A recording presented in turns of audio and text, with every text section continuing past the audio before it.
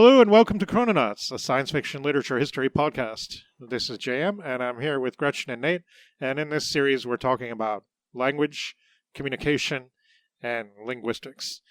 And in this particular episode, we're going to be talking about a book called The Languages of Pow by an author who I may have a little less objectivity about than some, just because he is a personal favorite. Kind of we're back in the situation that we were with Fritz Leiber, here with Jack Vance. Only the difference between, one of the differences between these two writers is very much illustrated to me during the background research for this episode. Leiber was very open, very communicative about his thoughts and feelings about things and about his experiences of writing and doing different things and his troubles with alcoholism.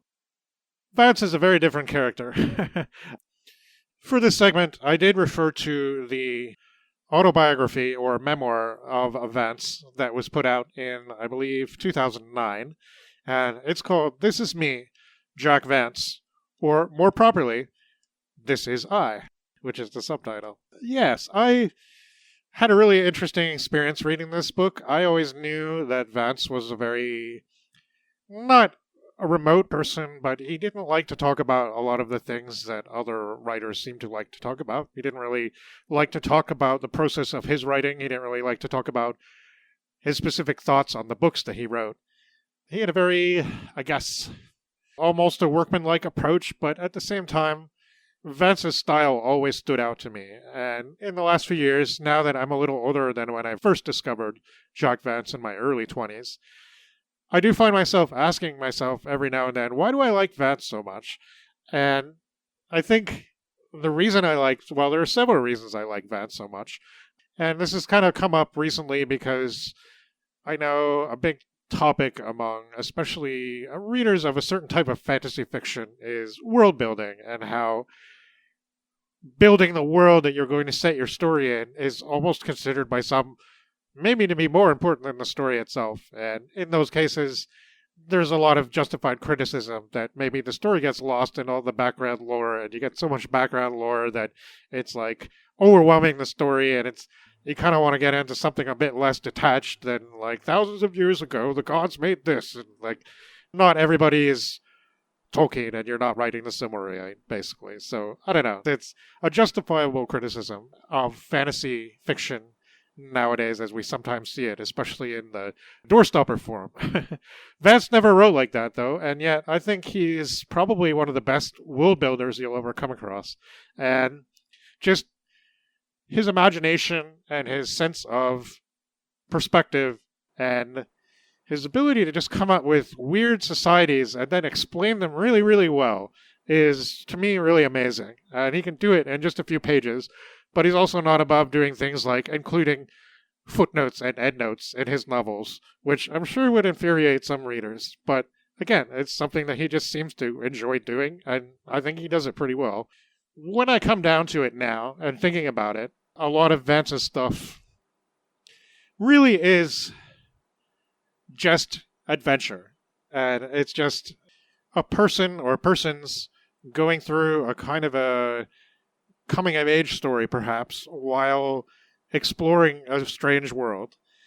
And oftentimes, maybe there's not a whole lot underneath that, but sometimes there doesn't need to be. And, we're going to be talking about, we've already talked about, to an extent, some of these writers, but we're going to talk a little more on the podcast on a future date, I'm sure, about writers like Edgar Rice Burroughs, for example, who they really tell adventure stories, and sometimes there's a little depth there, there's a little philosophy there, or something like that.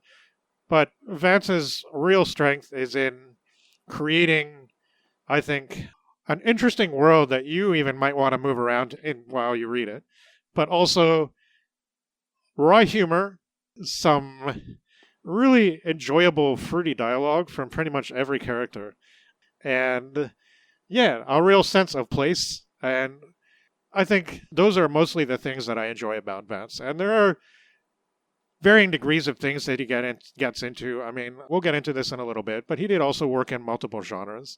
And as well as these science fiction stories like this one, Dying Earth fantasies, which is how I first discovered him by reading the original Dying Earth stories. Those are just incredibly imaginative and weird, and at the same time you can see how there's such a huge influence on modern fantasy, but especially stuff like Dungeons and Dragons, because there's all these like wizards going around, and there's a certain way they have of just practicing magic where there's a certain number of spells known to the human race, and it's actually a very far future. So all these spells have been, in fact, scientifically codified, but a lot of ancient knowledge is lost. So now all the old wizards are like basically on a quest to find more spells if they can, because the human race only knows a certain number of spells, and also the wizards can only memorize a certain number of spells, and that's why they have their grimoires and stuff like that. I think the Dying Earth stuff is like Vance at his most colorful and most, I guess, psychedelic, you can almost say, and weird, and I just really, really loved it from the start. And it was an interesting experience for me because when I first discovered that, I was definitely in a phase where I didn't want to read typical fantasy. Like, I was pretty much burnt out on all the stuff that I read when I was, I don't know, between the ages of like 11 and 15 or something like that. And just like, yeah, I already know Tolkien. All these other guys are like not as good. So I don't know why would I want to read more of this, right? But that was before I discovered a kind of a contemporaneous strain of fantasy that's not so much influenced by Lord of the Rings, but maybe works alongside and in parallel to it. And first it was the Zothique stories by Clark Ashton Smith, which are also set at kind of like the end of the world, the sun is dying out kind of scenario. We can trace all that back to our friend William Hope Hodgson's book, The Nightland, from 1912.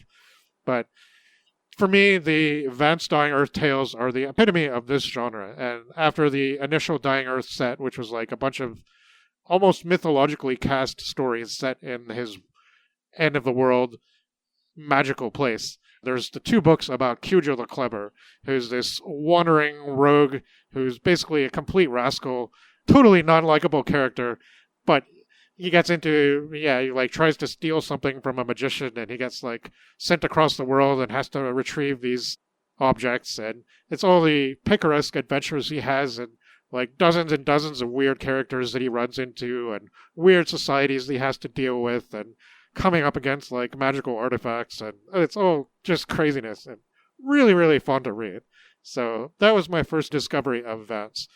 But I mean, he's also written mystery novels, lots of series of science fiction set in, I guess, his own like future timeline that he's kind of created. I don't think it's that detailed compared to some other writers who really mapped it out. Like even Robert Heinlein has this well-defined future history kind of thing. But Vance has it too, and this book does figure into that a little bit, in that in some of the other books there's this mysterious organization referred to as the Institute. It doesn't get named. I don't think I remember seeing the name Brightness anywhere else but this book, but I could be wrong. But we'll get there. But anyway, yeah, so reading the autobiography, which is what I was going to get to, kind of demonstrated to me what I kind of suspected about Vance all along, and that's that he doesn't really want to talk about the traditional things that these authors like to discuss in their books. So when I read the Williamson autobiography, the Friedrich Pohl memoir, even the Sprague autobiography, I felt really informed about the writers, and I felt informed about their personalities and their, I guess, the way they thought about things and how it was when they wrote a certain book and all this stuff.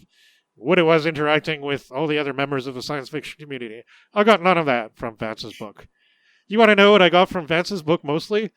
Him traveling all over the world, visiting random places in like far out of the way corners, bicycling around Europe, eating all kinds of food, like detailed descriptions of food that he had 50 years ago. So before I get into this a little more, I'll explain that in this book, which was written when he was in his 90s, Jack Vance, by the time he wrote this, he had pretty much no vision, and he was not writing anymore in the traditional sense. He had written his last book in, I believe, 2002, or maybe 2004. And at this point, his was officially retired, and he pretty much dictated the entire book. And yeah, for something like that, which was probably edited by his, I imagine maybe his son had something to do with it, but it's very well done.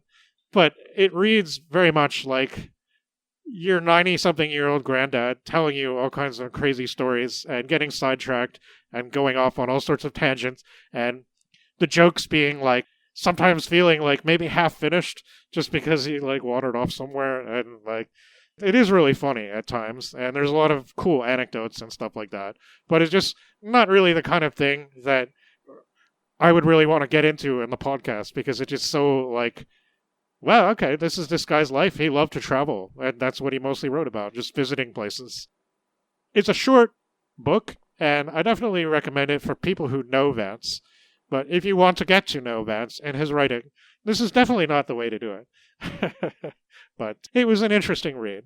So before we talk about this one specifically, and now that I've finished babbling to you all about my experience with Jack Vance, I'll just talk a little bit about him, and we'll summarize what kind of life he did have.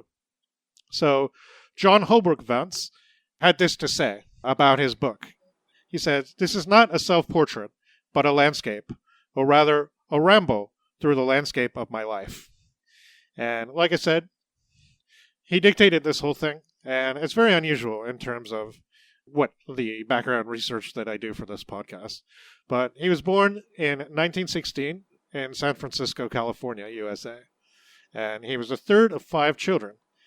The Vances seemed rather well off. Jack didn't spend much time with his father as a child, the man being stationed in Europe, quote, in some connection with the Red Cross, is what Jack is vague on saying.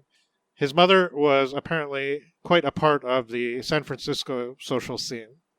His maternal grandfather was a German expatriate of some kind and heavily involved with local politics.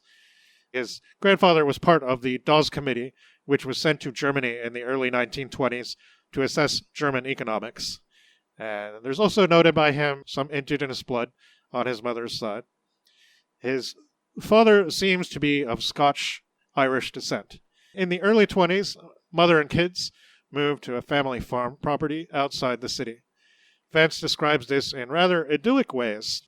And he was a fan of very early jazz music and had an affinity for music started at age 7, which, unlike Williamson, this Jack talks about a lot, and he was really into music, specifically jazz. So he picked up the harmonica along with a bunch of other instruments. And in 2009, he said he still played the harmonica along with a banjo, the ukulele, and cornet/trumpet. He was influenced by a family friend, jazz pianist and orchestra leader George Gould, which I think might have been who Mary first made the acquaintance of this style. Yeah, basically throughout his book, he talks about all the musicians that he got to hang out with sometimes and play with even. I didn't recognize most of them. I guess they were big on the scene at that time in the 1930s and 40s and 50s and so on. And you're just like, it's pretty cool. He's really into this stuff, and he talks about it pretty passionately and also with a great understanding of the music itself, which I think was kind of fun. Jack's dad wasn't around much, and Jack and the others didn't mind. Jack said of his father, he was a rather bluff, boisterous, self-righteous chap, and if I must say so, a bit of a bully. And their father had a sister, Nellie, who seems to have had a controlling influence over the family, including Jack's mom.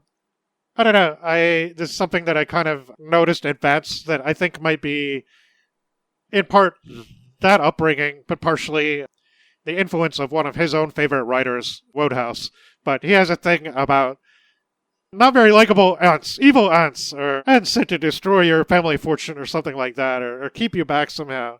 It's kind of funny. But after graduating from the rural schoolhouse, this aunt persuaded Mom to let the older boys move back to the city. So the household was diminished. And meanwhile, Jack's father went to live in Mexico, where he had acquired some property somehow, and they literally never saw him again. So this is an interesting pattern that I'm noticing among a lot of the writers that I've been covering lately, is that they live fatherless existences. So that's kind of interesting. But the house in San Francisco was rented, and supposedly the aunt kept it in charge of this, and the income all the family farm received was minimal. In fact, it seems like Jack's father and aunt swindled his mother somehow, who believed the couple had joint ownership of the house. Grandfather's money was largely in breweries at the time, and during Prohibition, this was obviously no good. So the family fell on pretty hard times. So the idyllic country life, full of nature and pastimes like kite flying and stilt walking, in the midst of all that, Jack's describing the lodge ranch being full of books.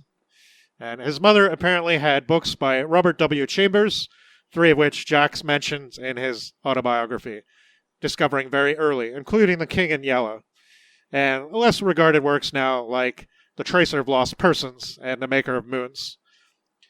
Fellow Californian Edgar Rice Burroughs was also represented on the bookshelf, his Tarzan of the Apes serial being described by his mother as something of a fad among her acquaintances. Jack also mentioned L. Frank Baum's Oz books, as well as boys' books emanating from the Edward Stratemeyer Fictional Factory. He describes finding Amazing Quarterly in a nearby town, and soon discovered and subscribed to Weird Tales. He does remember authors like Seabury Quinn, H.P. Lovecraft, Nitin Dialis, or Dialis. I don't know if we ever finally decided on a pronunciation. No, I don't think we did. But he thought that was a pseudonym, but learned later that it wasn't. And perhaps misrecalling, as she didn't start till the 30s, but C. L. Moore as well. And he describes discovering a book by James Jeans, The Universe Around Us, and a budding interest in astronomy and stargazing developed. Despite Jack's noting that, even early on, he had terrible eyesight. He always wore glasses, and he described himself as a child as small and thin, without any social graces, when he started high school at age 11 in 1928. He did start to play tennis, but mostly loved the science laboratory, where he seems to have been able to spend time unsupervised and formulate substances of my own contrivance, attempting and failing to hit upon some novel chemical reaction. In a familiar story, which again reminds me of Williamson, Vance and a friend from the South share a cabin and attend college together in a little town called Portersville, way down in, I think, New Mexico. And they hitchhiked there during the 30s and rode boxcars way down into Santa Fe. Jack's money runs out, and he has to quit college, arriving home to find his grandfather, the financial center of this side of the family, dead. And he died utterly broke in the end. So there's no income whatever, and his aunt stopped sending money from the rental, as I guess she felt everything was hers now. Jack and his mother both had to go to work various jobs, and Jack is a farmhand. They rent, and Jack picks fruit for 20 cents an hour, or 1 cent a pound, depending on the season. And one thing leads to another, and he has to quit the farm work and go back to the city, where he was a bellhop for a while and an elevator operator at the Olympia Club, where his old grandfather had been a member. And he was living then with his aunt, who he hated. And he hated the working conditions at the Olympic Club. It seems like the manual labor was more fitting for him. So in his spare time, though, he started to write poetry and rudimentary science fiction stories. At a dinner, he met Stanton Coblentz, who was an editor of a poetry magazine and also a science fiction writer in his own right. But apparently he never published anything with him. So later, he had a rooming house where he got even more into jazz. And he talks about his first record purchase, Duke Ellington's Daybreak Express. And yeah, if you're into your old jazz, that's one you gotta know. Then it's back to the boondocks and mining surveys. And he talks about the rambling hotel he stayed at in the Sierra Nevada hills, like something out of the Wild West. And honestly, reading these parts of his memoir was a lot like reading his books sometimes, because they're full of places like this, and the way he describes all the scenery and everything like that, and the weird characters and all that, and the doings and going on at a rundown inn or something like that. It's classic. He has pretty minute recollections of the interesting, mostly heavy labor jobs he did, and like Sturgeon, he became a bulldozer operator. In the fall of 1937, he enrolled at the University of California at Berkeley, and it was mostly pleasant but tough, since Jack hardly had any money, and the rooming situation was somewhat weird. And so he was doing housework for a guy in his family in exchange for room and board, or a hash cook at a sorority. And his second year, he started as a physics major, but abruptly changed to English and journalism after getting involved with the Daily Californian newspaper. And it was on this school paper staff that some true friendships were developed, and many adventures were definitely had. And science fiction stories were also written. Nothing submitted as yet, but his creative writing teacher trashed them, of course. And within a couple of years, Vance ended up signing up for the war. And he applied to the Navy and said it was overall a pretty disenchanting experience. Bad conditions, men on troop ships, treated like cargo. No recreation, but a little gambling and fighting. And he ended up at Pearl Harbor. And good times at Waikiki and Hawaii are noted, and the work, like degaussing ships, was sometimes pretty grueling. And I don't know if you guys know what that is. I had to, he explained that pretty well. It's basically going along the hull of a ship trying to demagnetize it by hand. Yeah. So definitely sounds like it could be pretty taxing work in certain conditions, especially when it's hot like it is now. Yeah. Yeah. But he went home before the week Pearl Harbor was bombed, and Jack went to work at a shipyard, citing imaginary qualifications, something which he tried several times in his youth, a bit tricksterishly. And he wanted to get into an army intelligence program, so he studied Japanese at night. And he talks of a lot more jazz club stuff, and in 1943, he enlisted for training as an ordinary seaman. Here began Jack's somewhat famous maritime career. So life at sea was very unlike anything Vance had experienced before, and there was more spare time than usual too, and he used a lot of this to write.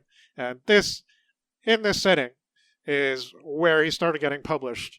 And among other things, here's where the first Dying Earth stories were written. More or less on deck of the ship late at night most of the time. And there's also a mystery and a strange, whimsical piece called Bird Island, which is really about cats. But Vance describes himself as the worst quartermaster in the Navy, pretty much. His court charts on the tattletale looked like an oscillogram. I guess because he couldn't see straight, so he couldn't really steer straight either. But he used his rascalish tendencies, again, to bypass the medical exams by memorizing the eye charts, again, for obvious reasons. So his first foreign shore was Australia, and amusingly, Vance describes a game of two-up happening in Australia there, where he was hanging out. And yeah, if you've seen Wake and Fright, which I mentioned in the Hawkwind episode, you know what the game of two-up is, where you all bet your money on whether the two coins land heads or tails. And it's seen as the most important thing in the world to these people sometimes. And it just was funny that it had just come up because I had just rewatched that movie, and then reading that and hearing Vance mention the game of two-up, that cracked me up. But he also describes sojourns in South America and building stills on tanker ships, and run-ins with the Chilean police, and much, much more. And the mention in his memoir about being torpedoes didn't even happen, so I don't know. That's a famous anecdote from Vance's life that I read in various articles and things about him and postings on the internet talking about how he got torpedoed twice. But that's not something he deigned to talk about in his memoir. I guess because maybe it wasn't that fun? I don't know. Or maybe it didn't happen. Maybe it's an apocryphal thing. It's just funny they didn't even mention it, though. But no, I feel like it wasn't as fun as meeting a lot of jazz musicians. Yeah, this is a man with his priorities, right? So he wants to talk about the food they ate, not the fact that they almost drowned. And So, after the war, he wanted to devote himself to writing, and back in Northern California, living with Mom. There wasn't enough money to get on, though, so he decided to embark upon carpentry as day work, and quickly became a journeyman. And he describes the way he met his wife in some really casual sentences. Basically, he was working a job, and he saw a pretty and vivacious-looking girl on a nearby porch petting a cat. And he introduced himself, and she was happy to know him, and they were married, quote, in due course. And it's so funny. He doesn't want to share the really personal stuff, which I just find interesting because so many of these writers were very open about stuff like that. And it's almost like he's putting on, like, this is the Vance, especially maybe because when he does kind of open up about some of this stuff, he's older. So maybe he's just putting on a bit of a personality here to describe these events. And unless somebody really does a meticulous biography of Jack Vance, we'll probably never know exactly how everybody felt. But they were married till the end, as it were. And there's Jack and Norma. And they started a ceramics work, of all things, making and selling clay dishes and stuff. It didn't last long, but Jack describes it as a social hub of sorts for a while. And at this point, Jack already had the somewhat famous literary agent Scott Meredith in New York. And this guy really worked with everybody. So many popular writers in the field and other genres too, besides science fiction, like mystery writers and so on. I could be wrong, but I think even Stephen King might have been with him for a short time. Anyway, this guy's been all over. So Norma worked closely with Jack from the start, and I guess doing revisions, suggestions, editorial stuff. And he credits her a lot in his memoir, but she never got on the book covers, so I guess she didn't really come up with the ideas for the stories, because I feel like he would have credited her if she had done that, but he definitely acknowledges her everywhere he can. He really enjoyed writing abroad, so they took long European vacations and rented places. And he already worked on a failed screenplay for the story Hardlock Diggings for 20th Century Fox, and he sold a juvenile novel called Vandals of the Void. And so he had his intro to television around this time, working for a producer named Olga Druce, her series called Captain Video and the Video Rangers. Never seen that show. I don't know how much of it is available or if you can watch it.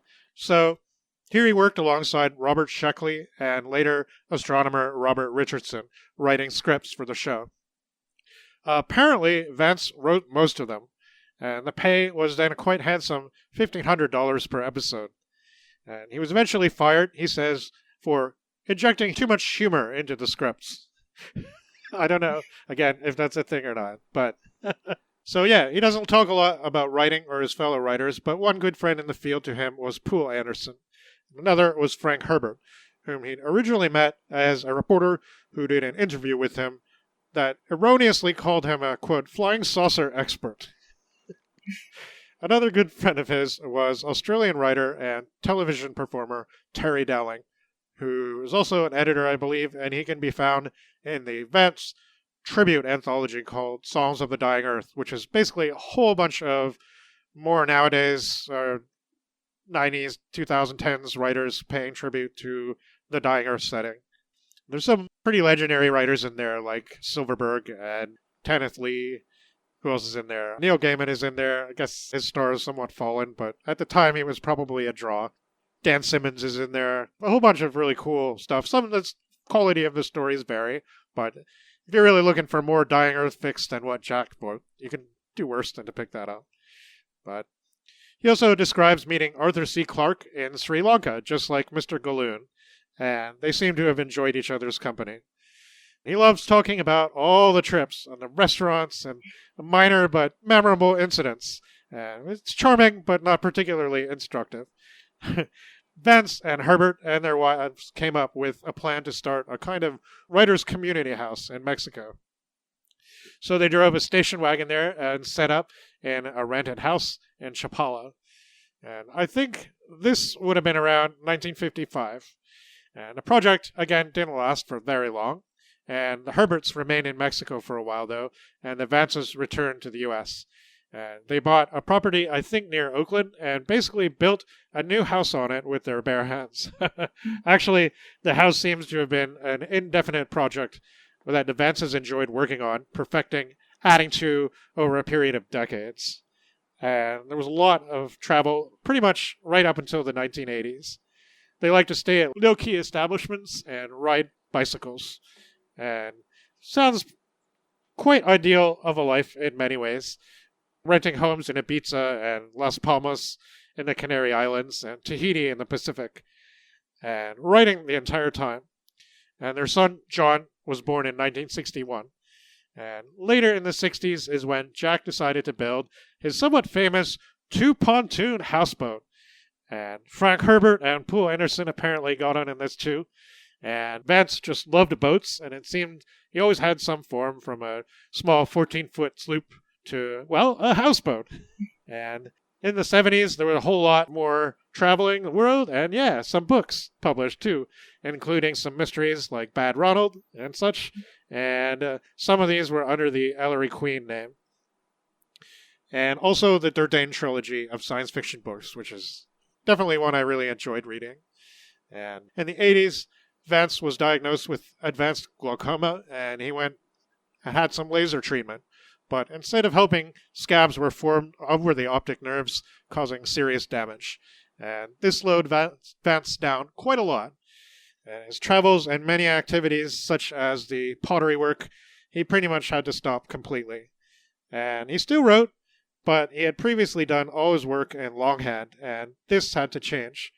So he learned to use a computer and a word processor, though I don't think he ever truly loved this method. Eventually his eyesight was totally gone, and even large print was no good, so he had to use a synth. And I didn't realize just how early that was in his writing career. He says he wrote pretty much all of Leoness, which is his epic high fantasy trilogy, in this state.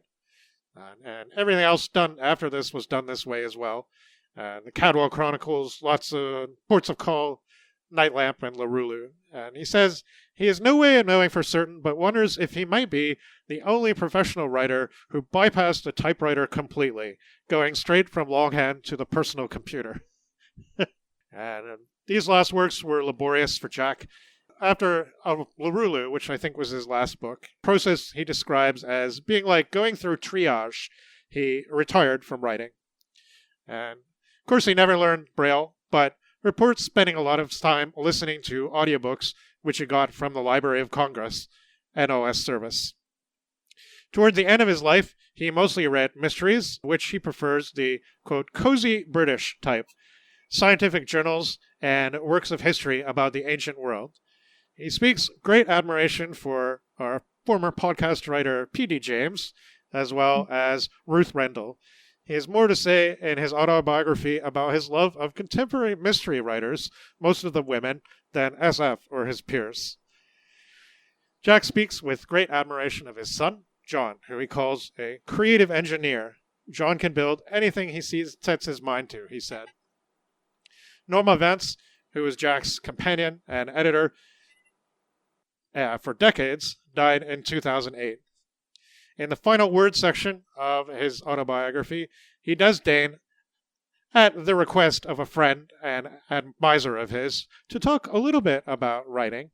And he doesn't mention the book we're reading today, Languages of Pow, but lists some of his favorites, of which I've read a great number, but not by any means everything. He says he believes the purpose of fiction is to amuse and entertain the reader, and he achieves, in my mind, what he sets out to do.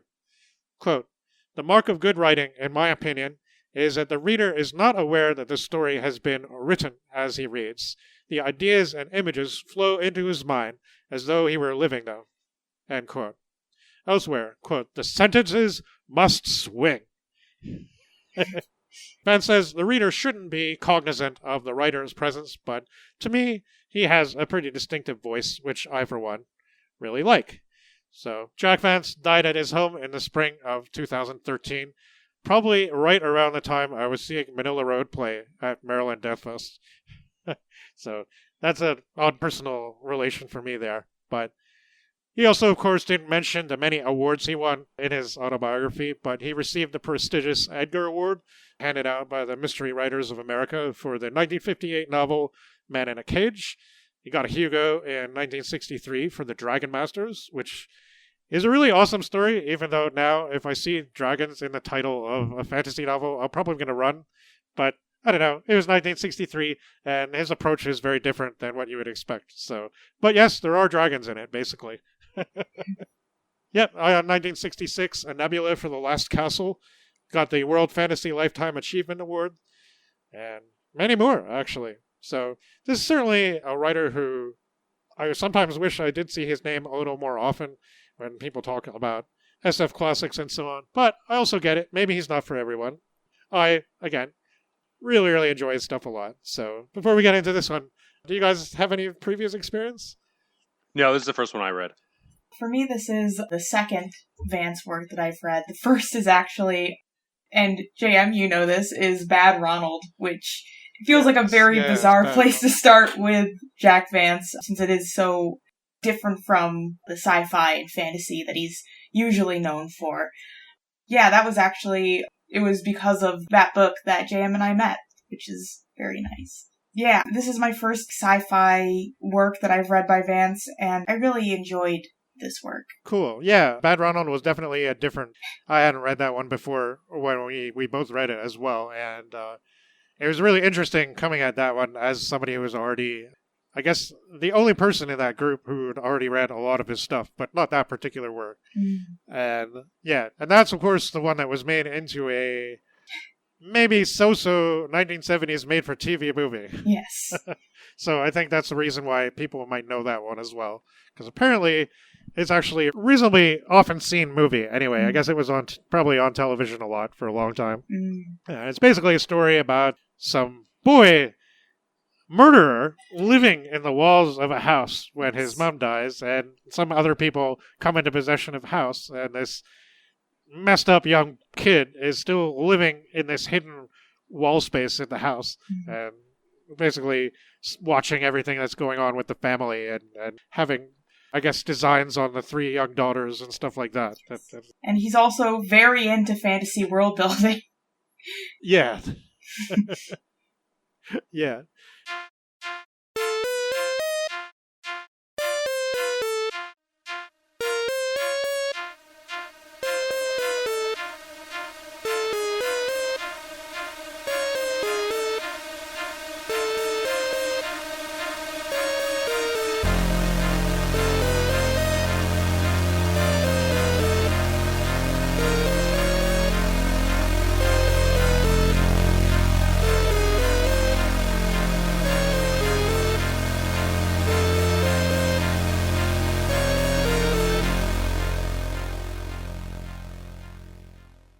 So yeah, Languages of Pow then.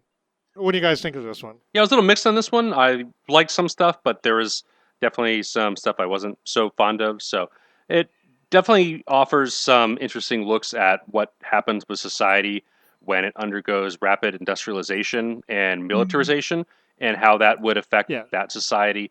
And there's also a fair amount of parallels to colonial resistance.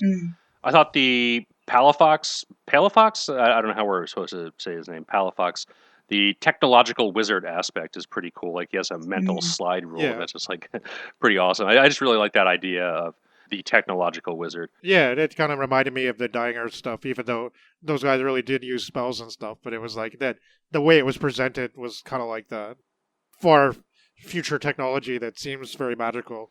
Kind of. Yeah. And of course we learn it's all like body modifications. But like you said, that he writes a lot of these adventure stories. A lot of the plot is this castle intrigue stuff, as it is a genre novel. So it is really fast paced and never really gets dull, and it's not that long to begin with. But the, I guess, negatives I had were the sexism in the novel, which is kind of hard to talk about in non-spoiler terms, so I'll say a little bit more after the summary. But generally speaking, the only women characters in this novel are like sex slaves, and the only female character who gets any significant amount of time is there to affect the emotions of the protagonist, and she's not really in the novel for that long to begin with. And women in general have no agency of their own in this world and are literally... Yeah, we'll get there. I mean, they're traded around like cattle, and that's kind of generally presented uncritically in the text. And while the main character does try to introduce some reform, it feels a little hand-wavy in ways that reminded me of the end of Ringworld, which I had alluded to earlier.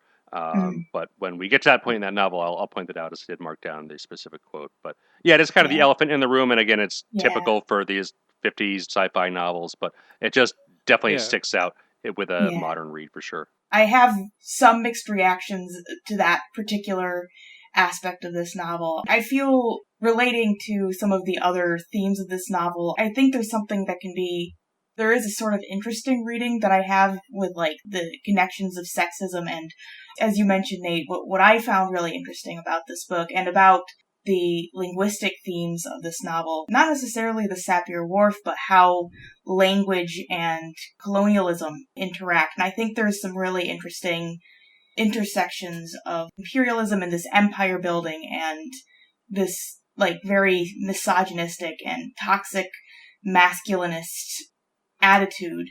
I think that there's something that is really interesting there to explore. Yeah, definitely. Yeah. Well, it's cool. I mean, I definitely was curious to see what you guys would make of this. And yeah, like, as somebody who's been reading Vance and slowly making my way through as much of his stuff as I can, who already has some definite favorites. And this has been going on for well over 20 years now. For me, this was a good one. I think it was a good one to do because, yeah, I mean, the linguistics one was one that I had thought of for a long time as a theme. And I did want to get Vance in on the podcast. And I thought of doing Imperio, which I hadn't read yet, but I did end up reading it. And I thought, you know what, this is good, but I think maybe we could start with something different. And Vance has a lot of stuff that is in series, and so far we don't really do that kind of stuff on the podcast. So rather than try and somehow introduce the Demon Princes or something like that, I mean, if we want to do that at a future time or talk about it, it's cool. It's a really awesome series of 5 fairly short novels, but we've discussed that on the podcast already in the bonus episodes, and we're not sure when or if we're going to tackle that, despite the fact that most modern marketable science fiction and fantasy is all in large multi-volume series. But this was a standalone, and I think, along with perhaps his book To Live Forever, which was written around the same time as this one, this is, I think, one of the more memorable Vance standalone books to me. I really enjoyed it. I think there are ones that are maybe a bit more fun than this, but this still had an element of adventure to it, a sort of a wry humor that popped up every now and then that I really enjoyed. And yeah, the characters were maybe not like totally three-dimensional, but a lot of it's like, I like the larger-than-lifeness, the grotesqueness that he describes. Reminds me of Mervyn Peake sometimes, just the way he talks about people's faces and their body language and stuff like that. And I know Peake is somebody he's mentioned offhand before, so I know he was aware of him and maybe read his stuff. But yeah, and of course, probably one of the biggest influences on Peake, of course, being Dickens. So anyway, grotesque characters with weird names, pretty much, right? And yeah, I mean, the sexism, I don't know, to me, there's a big difference between making a character that's a love slave and, like, I don't know, doting on it and, like, repeatedly hammering that point home in a way that seems lecherous. And I don't think this book was doing that at all. I think you did get to see a little bit of her point of view, and yeah, maybe it's a shame that the only female character in the book is used in this way, but I don't know. I think at least she did get a point of view, and I think it was done in a way that was not gratuitous, if you know what I mean. Like, it was to illustrate that things like this could happen. And there's a lot of other things that go into that, like the breakness culture and the weird hallucinations that Baron has when he's talking to Palafox at the end, where he's like seeing all these visions and he turns into a giant phallus. And it's just like, that was just totally out of left field, but it was also really funny and kind of cool. So, I don't know. It's just like, yeah, I don't know. I don't think it was done badly. Yeah, it's definitely the breakneck culture itself is sexist, and that's what you're facing here. And I think for a writer in the 50s anyway, Vance does a pretty good job of just showing that, but he also shows, like, the army of the Pawnees does include women as well, even though none of them really feature in the book.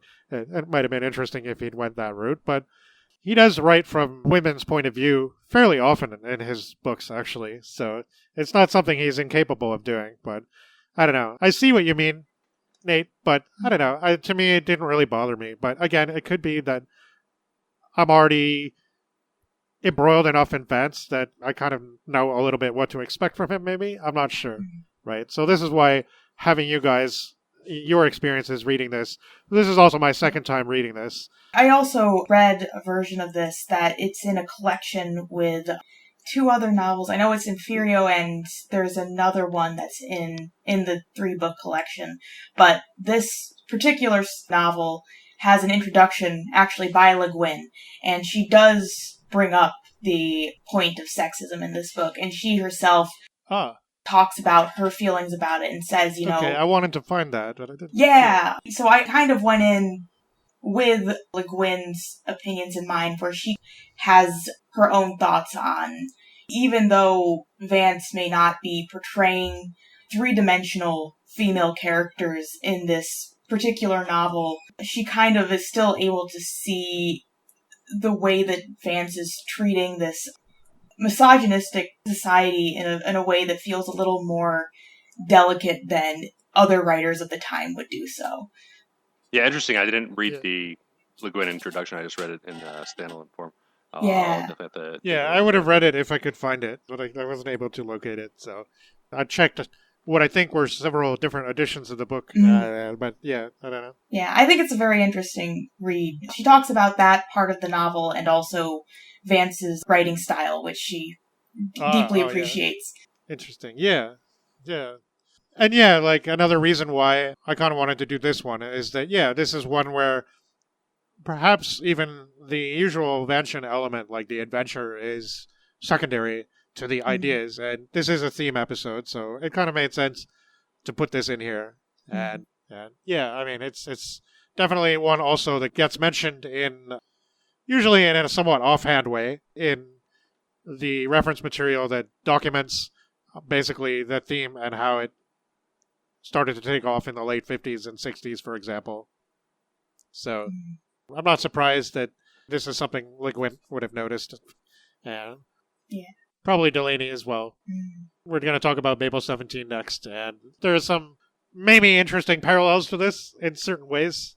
So it was a very different story in a way, but yeah. So what do you think of Vance's prose? He's a good writer, definitely, especially for the genre at the time. Definitely a good stylist. This is the only thing I've read by him, so I'm not really sure how this compares to other works like Dying Earth or some of his more popular ones. But yeah, the prose is definitely good here. I do enjoy the prose quite a bit. To say antiquated feels sort of derogatory, but I mean that in a very positive way, where there's sort of this very classical feel to his writing that I think really captures the atmosphere that he's going for. Yeah. I enjoy his very smooth, flowing style, and I like it's, for me, especially when he's writing about sort of otherworldly settings that are not quite the ones we know. And just the way he does it is just so, like, it really pulls me in, and I really I do think this book maybe is more arresting in the beginning than towards the end, but I think also there's some great parts towards the end, and also that's, again, not an atypical reaction from me for a lot of books. And I just think the way he sets the scene in this one is really, really, like, so cool. You just want to keep reading and find out what's happening and what's going to happen next and stuff. And the book is pretty short, so I do think a lot of things don't get explored.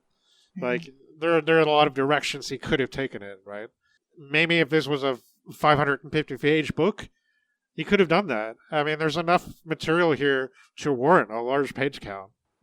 Even the language hypothesis, like, it's described very well, and you get this, the background of it is delineated in a pretty awesome way, but you never really see all that stuff in practice all that much. And I guess that could be a disappointment with this book.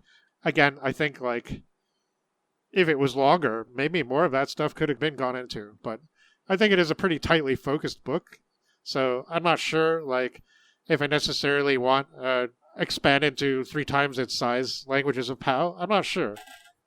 I don't know. I will concede that there's a lot of areas that this could have gone into, which he did not explore. And I guess you can say that about a lot of books, especially in this kind of genre, because so many of them just open up ideas into your head, right? They're just like, you think about, how could that be used? Or where can we take that in the future? And so on. But I think that's part of the fun of it, too, because you get to think about that. And it's not necessarily all laid out for you. You can imagine some things, too. I don't mind where he did choose to take this. I mean, as a Vance book, I probably would put it behind, like, The Dying Earth and stuff, just in terms of my personal experience with it. And The Demon Princes, which is my favorite of his, like, more science fiction stuff. But the thing about The Demon Princes is, yeah, I have to admit, so much of why that's so good is the way the building of the worlds is done. And it's so, like, immersive and everything. And yeah, the dialogue, and even though it's the future, everything is just so mannered. Like, I think he has a very Edwardian English style of putting sentences together sometimes, and especially, like, dialogue. And I find that a lot of fun.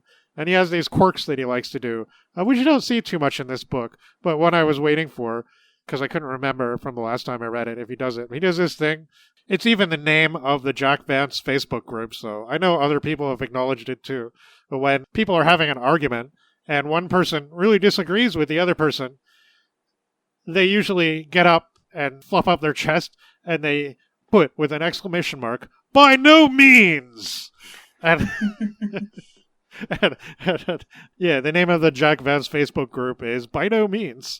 So I know somebody else noticed it, but it's just one of these quirks that I see in so many of his books, and every time I see it, I can't help but laugh. And it's just one of those things, like, I'm not being derisive, I really enjoy it.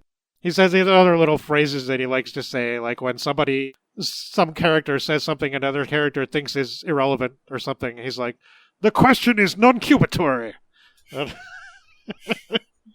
He does some cool things like that here in this book too, like the key form of execution on Pow is drowning, but they don't call it drowning, it's subaqueating.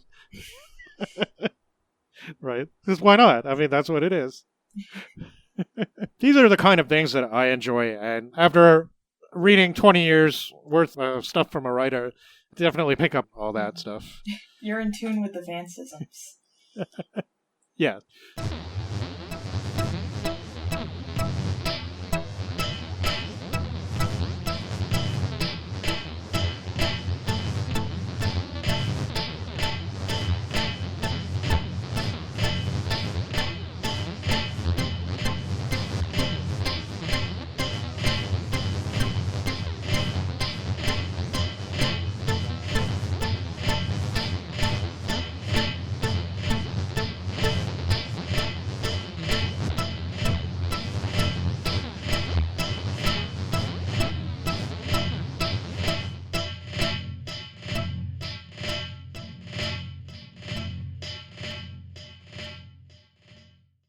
So this book was published in 1958 by Avalon.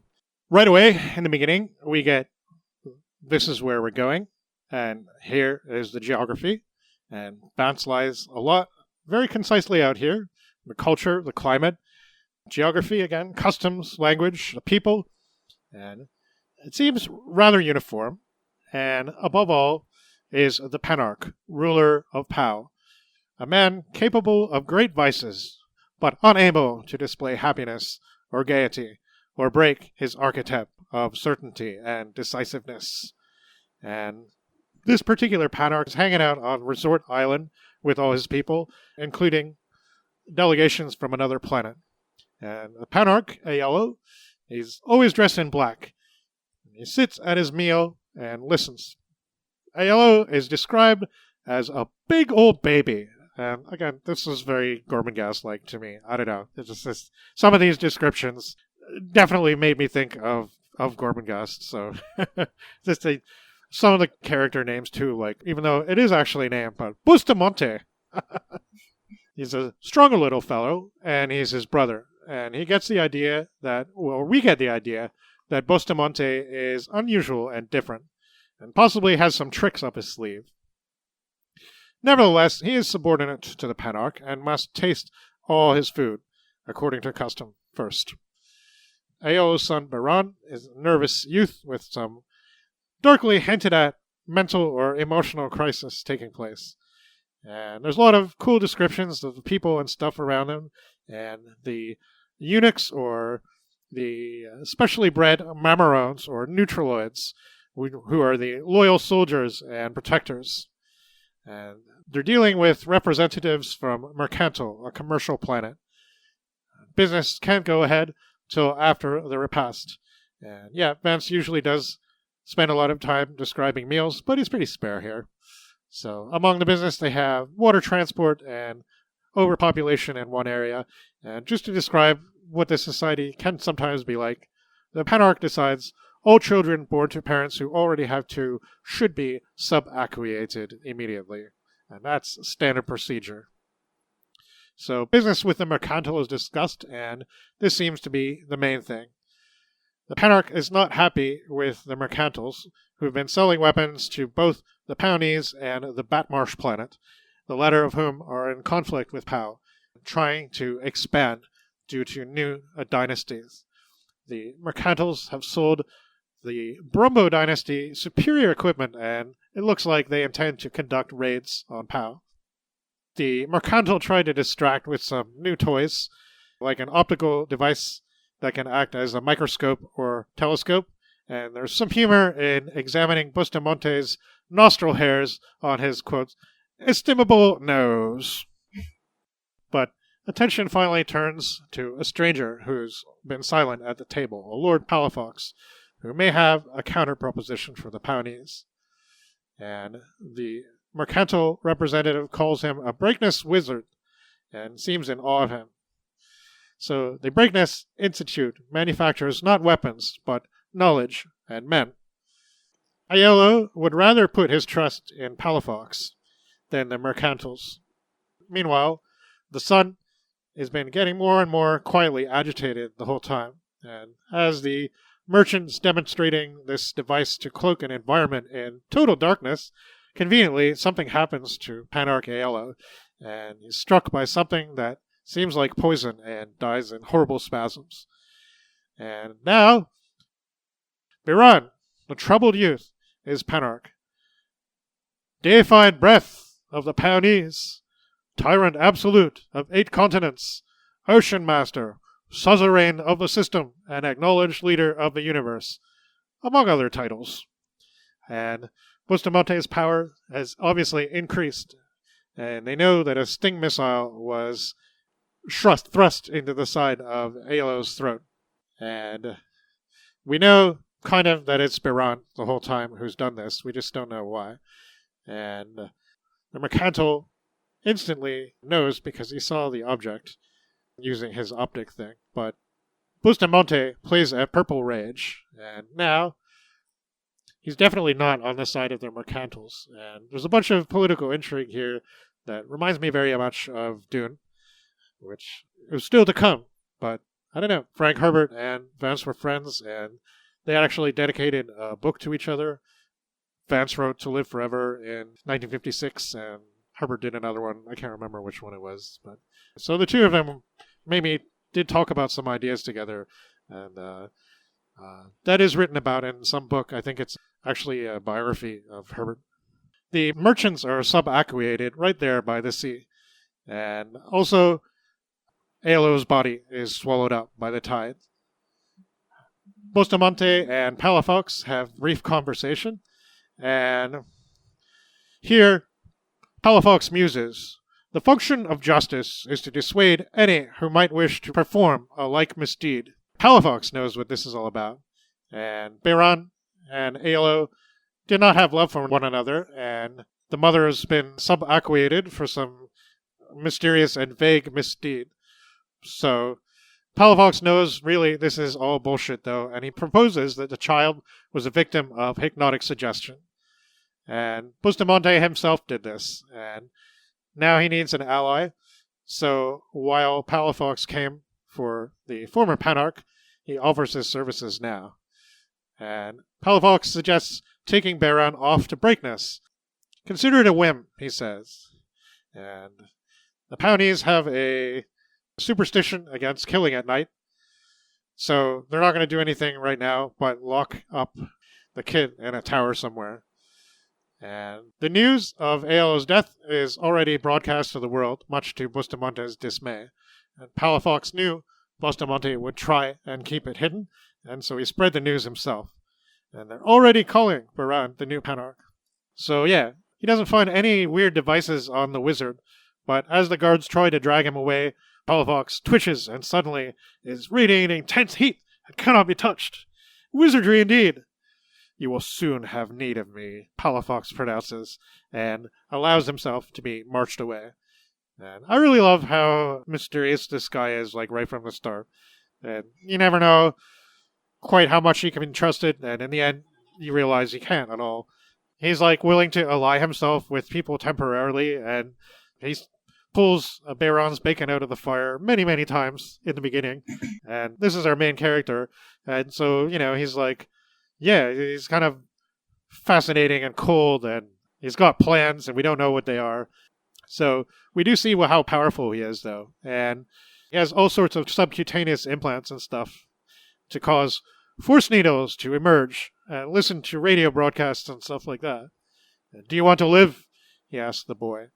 And they escape through a window, basically go off into the night. The guards kind of get sheepishly, looks like they desert and everything. It's kind of funny.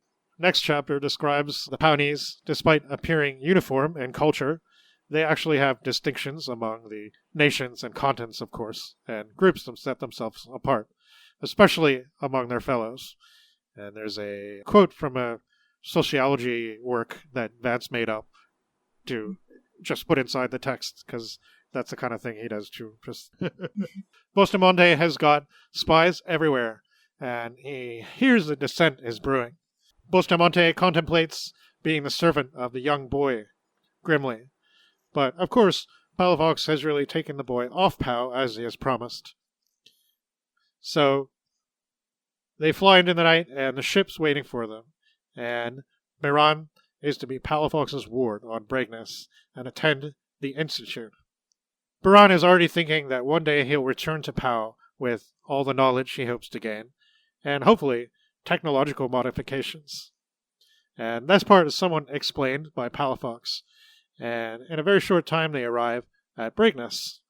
So on Pau, the mercantiles cease all business with the Pawnees, and a Batmarsh invasion commences. The Pawnees basically cannot resist at all. And Breakness now is where Bayron resides, and it's quite bleak. And there's all kinds of different things that come up about the Breakness and their way of life, and things like how it's inadvisable to speak of a wizard's age. But Palafox says he has many sons. You can count them in the hundreds, and they all attend the Institute. And he knows Bustamante will be facing many troubles on Pau. And that Bayron can return if he does what's required of him. So, although things are rough for Bustamante, the ruling Batmarsh lord has had enough, and basically comes down to the town where Bustamante is staying, and they capture him, and they basically take him back to the capital, and they tell him, well, the people are like turtles, and they'll neither fight nor obey, and I want to leave. And so he puts Bustamante in charge, nominally, as long as he pays a large monetary tribute to Batmarsh. And without much fanfare, the Brumbo clan packs up and leaves. And I guess, all in all, Pau got off lucky from this particular invasion. But worse is arguably to come. So, Breakness is very bleak and austere, and there's no social interaction at all. And everyone ignores Bayron, and he sees little of Palafox. Basically, Palafox has planned everything to make Bayron bored and tractable. And it's time for him to start learning the language of Breakness. Palafox requisitions a son number 33, Vance, who, of course, looks just like him, to tutor Bayron, and the man unenthusiastically complies. And we learn that Palafox is, in fact, head of the College of Comparative Culture. And there's also the College of Mathematics and the College of Human Anatomy. Bayron hopes, vaguely, that we'll have some nice modifications, but while Fanchiel lists the impressive modifications that Palafox has, says the best Bayron can hope for is probably modifications of a sexual nature, so they can rule over a, quote, world of fecund girls. And Bayron doesn't understand at all. So we're starting to see the obsessions of the Breakness people. And I think this is really interesting just because it's like this, portrayed as this like stuffy academic world and everything's cold and bleak. And yet the people there who are like the only ones you see as men, and they obviously only respect males, are just so obsessed with being fertile and fecund and everything like that, that it's like this really toxic obsession that they have that drives everything about what they're doing. And I guess that's part of the imperialist angle, right? Mm-hmm. Fanchiel describes a language as being more than a means of communication, but an entire system of thought. About learning the Breakness language, Fanchiel says, "But speaking our language, you will understand it. And if you can think as another man thinks, you cannot dislike him." 4 years pass, and Bustamante rules on Pau with apparent benevolence, but he's increasingly paranoid and worried. He truculently pays his tribute to the Bombos, and things come to a head when a young lordling shows up, saying that due to some local Batmarsh conflict, he needs funds and such, and casually demands a large sum. So Bustamante decides to finally do something, and disguising himself, he travels to Breakness, asking for help. And he seems to think he's expected, but nobody awaits him, and nobody listens to his demands in Pawnese. And he spends a bad night wandering through the Breakness bleakness. I just had to, yeah. And wind and sleet, looking for shelter. And someone finally recognizes the name Palafox, and the wizard is called in. He'll offer advice for a price. The only price of meaning on Breakness, apparently. Women. Women who will be indentured to raise sons for Breakness, and then presumably leave when the contract is over. And Bustamante asks curiously about Breakness's own daughters, but is ignored, almost like it's an impropriety. And we learn a bit about Breakness psychology. The wizards are highly individualistic and believe in the eternal life through the siring of offspring, and they will happily work against one another for different aims, as Palafox informs Bustamante. The wizards aren't warriors, but Palafox names a number of possibilities as to how he could theoretically assist against the Batch clans. However, we know he's just playing with Bustamante and has something of his own in mind. Palafox expresses doubt about the Pawnese ability to fight at any cost, noting that 10,000 Brumbos overcame the population of 15 billion. They just took it lying down. Quote, "Training does not supply the desire to fight," he points out when Bustamante pleads. "Then the desire must be supplied!" And this causes a wolfish grin, because that's exactly what Palafox has had in mind, more or less. He says, "We must persuade the amenable Pawnese to become fighters. How can we do this? Evidently they must change their basic nature.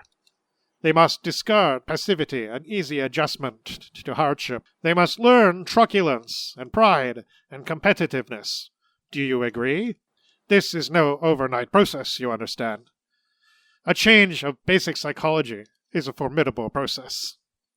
Indeed, it's a long game, and Bustamante is suspicious of something in the other's manner. The project should take 20 years. Further, Palafox suggests they not only bring about fighting spirit, but industrial, so there be no need of buying goods from mercantile. The main thing that's required is to change the language, change the tools available. Set aside a large swath of land for this purpose. He goes on to say, Pawnese is a passive, dispassionate language. It presents the world in 2 dimensions, without tension or contrast. A people speaking Pawnese theoretically ought to be docile, passive, without strong personality development. In fact, exactly as they are. The new language will be based on the contrast and comparison of strength, with a grammar simple and direct. To illustrate, consider the sentence, "The farmer chops down a tree," literally rendered from the Pawnese.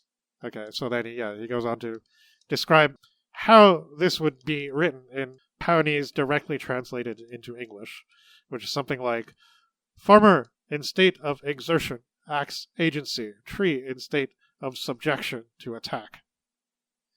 In the new language, the sentence becomes, the farmer overcomes the inertia of the axe.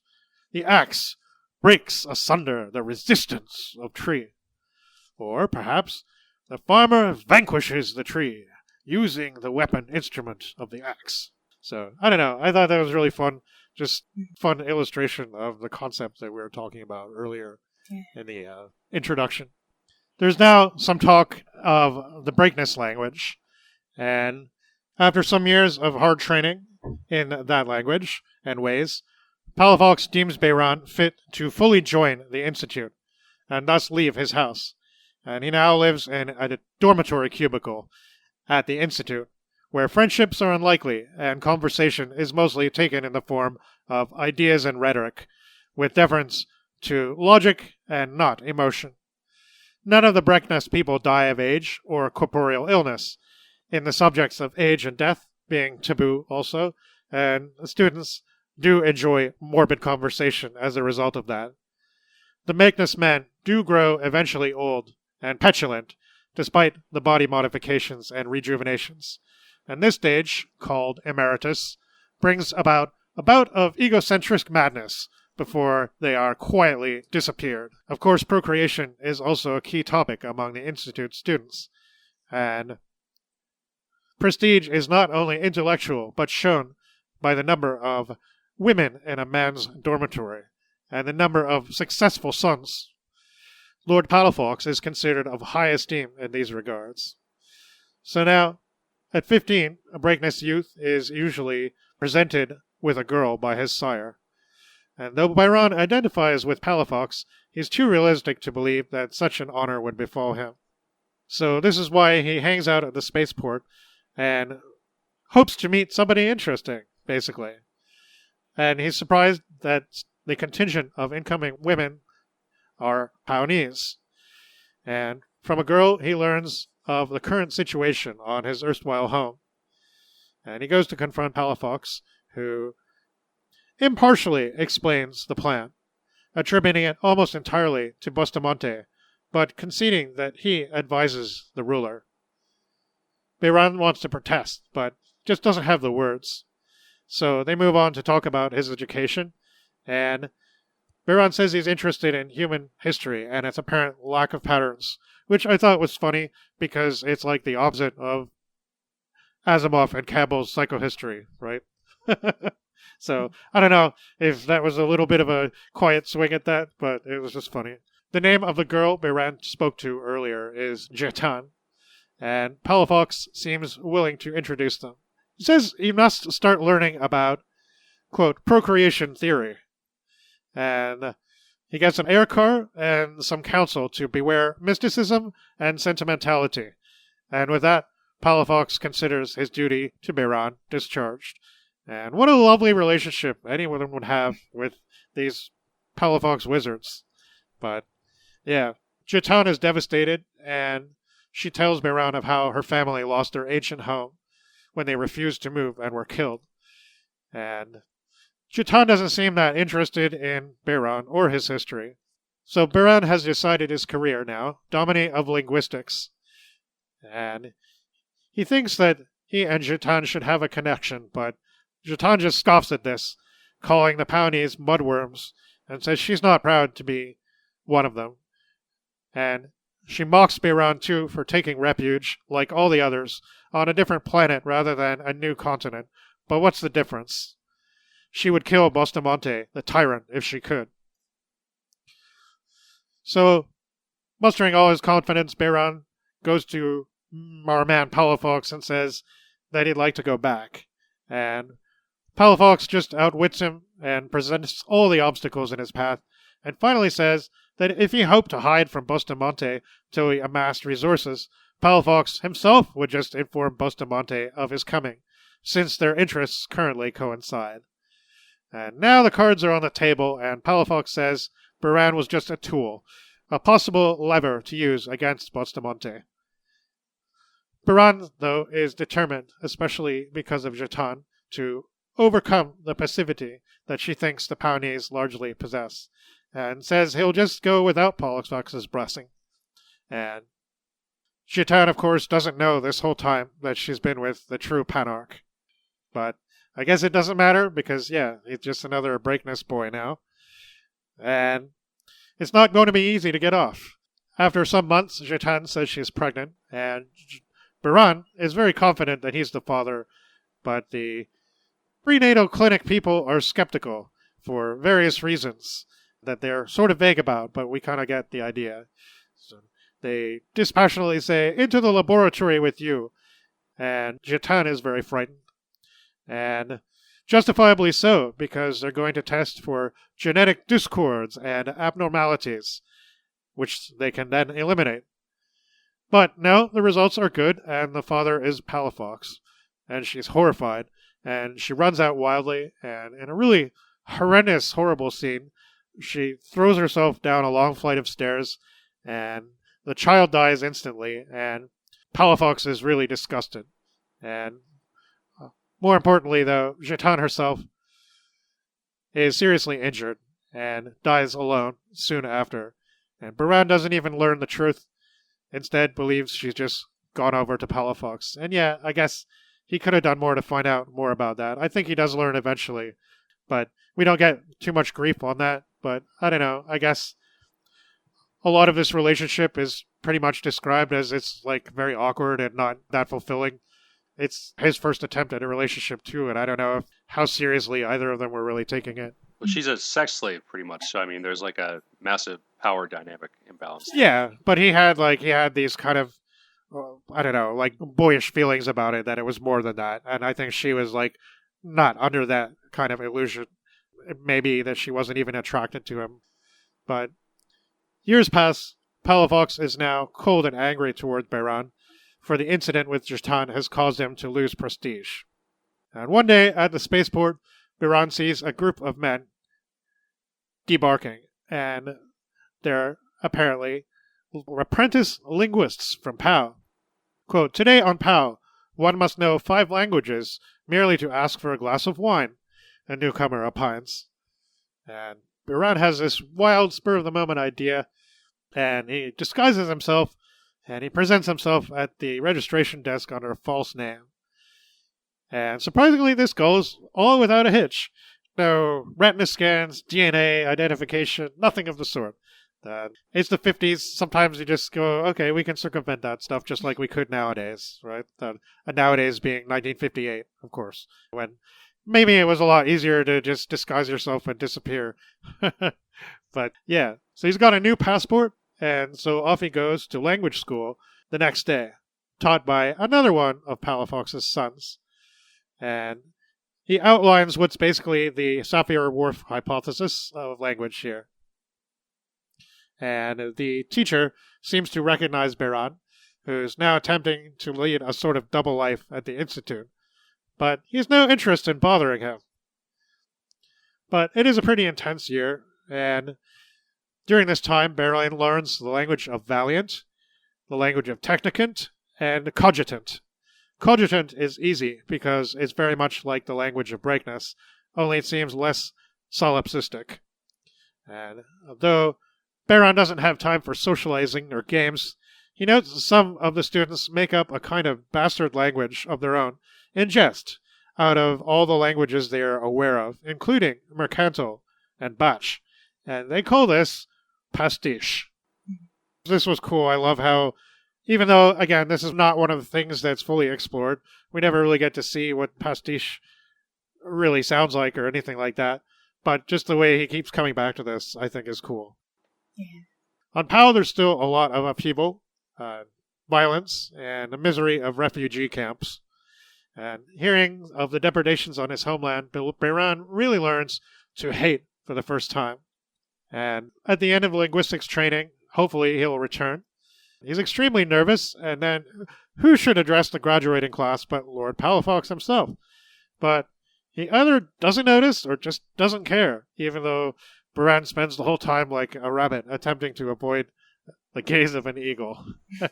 He thinks he'll be sub-acquainted on his return immediately too, but he decides it doesn't matter and decides he'll stay on POW forever. and die there, whenever.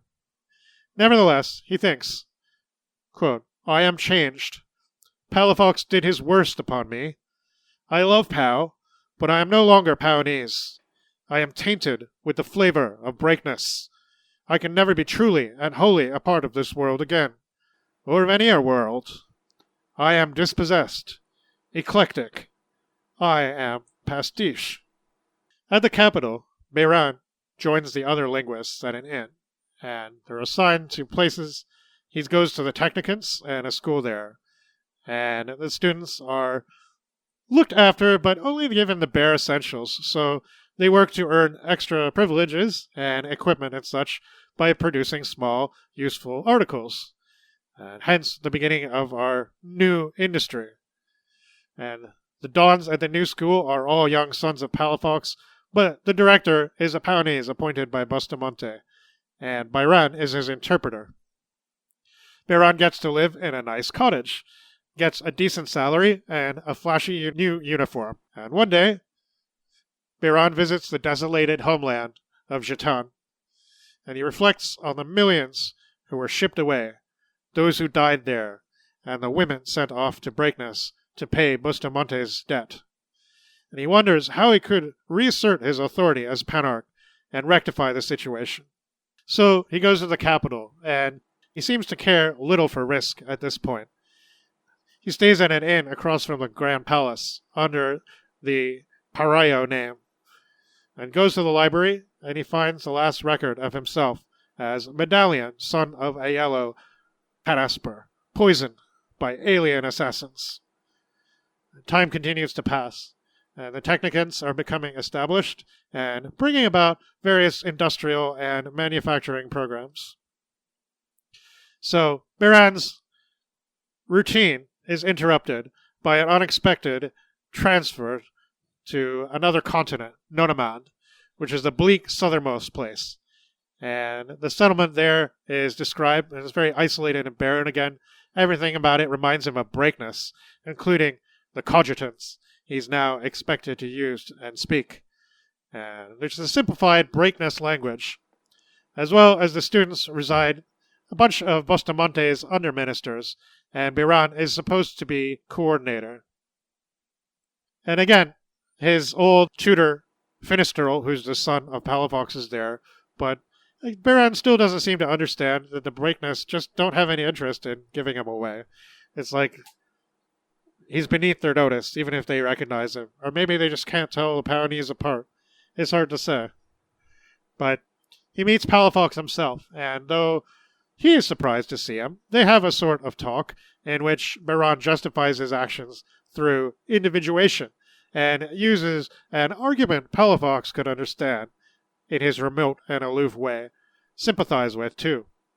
And he does concede there may be some advantage to himself and Beiran being here. Please continue to neglect me in your calculations. I have come to enjoy the sense of free action, says Beiran, which elicits an atypical laugh from the other. But there's a hint that change is in the air, and Bustamante is becoming headstrong and difficult. So, once again, Beiran has to move, and he's in a new place now, with the soldiers, the Valiants. It's an ancient city on Pau, evacuated earlier, of 2 million inhabitants, and now a place of training and preparation for the Valiants. So those ones place inordinate value on rank, pomp, and ceremony, and they conduct war games in which it already considered an honor to die and become a legend. And there seems to be a rumor that Beiran Panasper is alive and well, waiting quietly somewhere for a moment to strike the untrue ruler. This legend may already have some power for the Valiants. And he's supposedly camped out on an island with a band of metallic warriors. And the really dark side to this is that the secret police are about, looking everywhere and looking for young men to execute as possible candidates with little discrimination. And sitting at an inn, Beiran almost encounters these police, conspicuous by their attire. But who should also show up, once again, but the mastermind of this whole thing, Lord Palafox. And he helps Beiran to escape, once again, acknowledging his desire to become Penarch. So they go back to Pawn, temporary allies once again, and Palafox offers to give Biran a body modification, and after playing with him for a while and getting him to make possible choices, firmly asserts levitation would probably be the best gift. Cue Hawkwind song now. Yeah. But there's a complex operation, and it's carried out, and Biran's anesthetized and somehow frozen flesh.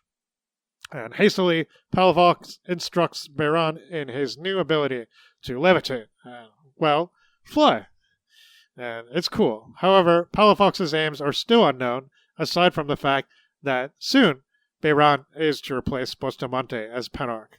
Biran's naturally not happy about being in the dark about what Palafox's goals are, and how he can best enact his own aims. Palafox will arrange to have Biran revealed at the ceremonial drones, which is a kind of mass group chanting, I guess, recounting epic tradition. And his face and words will be carried across the world by TV. And Palafox has even prepared a short speech for the other to say. But Biran wants no violence. So the chant begins, and it's very solemn and long and lasts all day. And at noon, after many subtle variations in which a hint of contempt for Bustamante may perhaps be detected, there's a break, and that's when Biran appears in the sky above Bustamante, demanding that he acknowledge him as Penarch. And someone uses some kind of energy lance against him, but it turns out that was just an image. And Bustamante forgets to turn his mic off, and a classic DJ mistake that I often made myself, when he tells the guards to summon backup and seal the area, and that the imposter must be killed. And the police craft show up, and there's mass panic, and everyone eventually disperses. Biran feels guilty, but Palafox says sternly that he should not become infected with emotion, that 1,000 deaths are not so much different from one, that everyone dies. Bustamante seems to know the trouble originates from Pawn, so he puts a blockade around it and attacks. Palafox's team uses sonic weapons or something against the Mamaron warriors. And where are the Valiants? Well, Biran flies around and visits all the continents, and Bustamante can do nothing but randomly kill people and cause atrocities. Biran is horrified and rails against Palafox, who calmly says, "It's time for your second modification." And it's one of those finger energy projector things. And he flies into Bustamante's window one night and does the deed, grimly and quickly. And there's no fanfare about their confrontation, no speeches. He flicks open the door and announces to the gathered neutraloids, "I am Biran Panaspur, Panarch of Pau." So Biran, of course, wants to enact lots of changes, kill Palafox and Bustamante as program, etc. But Palafox isn't worried at all and adopts a laissez-faire attitude. Biran fixes the penal system and the corrupted tax system. And finally, who should show up but Buzbek the Batmarsh, who I'd pretty much forgotten about. But they, of course, act like they own the place, and they have no clue what's been happening on Pau. Typical distant imperial overlords, I suppose. But they're also portrayed as being kind of like barbarians, I guess. Nate, you said that this reminded you of some, what is it, Romans and Germans, was it? No, the Batmarsh, I guess, language looked a little bit more Turkic or even Hungarian to me, whereas everybody else seems to be some amalgamation of like Romance languages. Right, yeah. But I don't know what Vance specifically had in mind for the characters. So Biran pays the tribute reluctantly, almost blasting the bumbos with his power fingers. And suddenly there seems a need for the Valiants after all. And Palafox reminds him of the equally prepared traders and industrialists, and shows a completed spaceship, the first ever built on Pau.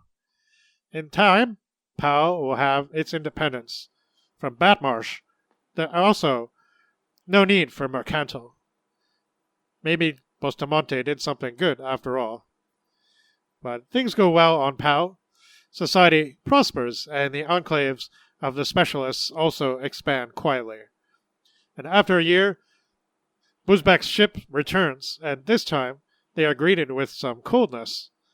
Buzbek doesn't want them to trade for technical goods or build spaceships. That's outrageous. When Baron protests, Buzbek slaps him haughtily in the face. And now it's serious. It's a "how dare you, sir" moment. And Baron orders the suddenly arrived Mamarone guards to subaqueate the retinue. And there's some empty threats, but ultimately Buzbek chooses peace over death. But once again, once he's away, he vows to return to Pau with an army and seek his head. And yes, it only takes 3 months, and they come in force and land.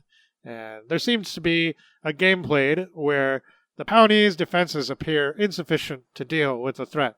But it's toying time, and the Batmarsh raise their battle platforms, unaware that mechanical moles have tunneled underneath the fixed mines. They all explode, and there's a brief but vicious battle. And while all this happens, Pau has already visited Batmarsh and the Brumbo homeland. So they storm the place and take all the treasures, all the valuable loot, I guess, that the clans amassed. That is the soul of the Brumbos, is the loot that they have. So they make it back at home in time to display some of this loot when Buzbek's men try to storm the Grand Palace. And here we have a typical science fiction situation where I guess you see it in some other things too, like the Game of Thrones TV show, where you're not really sure, based on the geography of things, if the timeline's quite possible. There's all this flitting back and forth between the planets and no one party observing the other. It seems pretty outlandish, but, well, they do it. And the valiant Myrmidons have the upper hand, and Buzbek surrenders in disgrace.